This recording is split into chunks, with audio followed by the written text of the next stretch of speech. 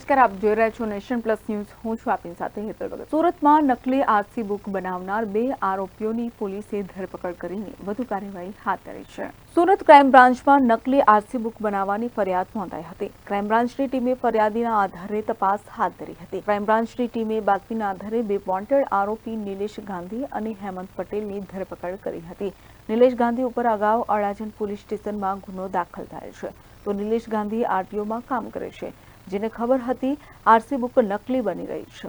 નિલેશ ગાંધી આરોપીઓને સાથ આપી રહ્યો હતો. ડીસીપી પોલીસ સ્ટેશનમાં આરસી બુક નકલી આરસી બુક બનાવવાનો એક ગુનો દાખલ કરવામાં આવેલ ખાનગી બાતમીના આધાર પર, જેમાં ચાર્જશીટ પણ થઈ ચૂકેલ છે. જેના 2 આરોપી વોન્ટેડ આરોપીઓ નિમેશ ગાંધી અને હેમંતભાઈ બાબુભાઈ પટેલ 2 આરોપીઓ વોન્ટેડ હતા.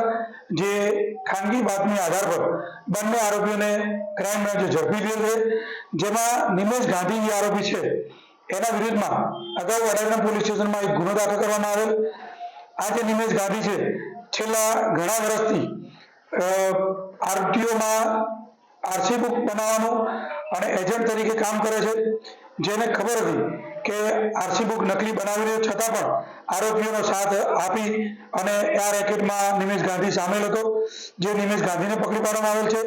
બીજો જે આરોપી હેમંતભાઈ પટેલ છે, હેમંતભાઈ પટેલ જે મુખ્ય આરોપી હતો નિલેશ, એનો સગો ભાઈ છે અને આ પણ છેલ્લા 25 વર્ષથી આરટીઓ એજન્ટ તરીકે કામ કરે છે. એને પણ પોતાને ખબર હતી કે આ નકલી આરસી બુક બનાવીએ, છતાં પણ એને આ ગેમમાં સાથ આપી અને ગુનો આચર્યો છે. બંને આરોપીને પકડી અને 3 દિવસના રિમાન્ડ મેળવેલ છે અને આગળની તપાસની તજવીજ ચાલુ છે. Bureau report, Nation plus news, Surat.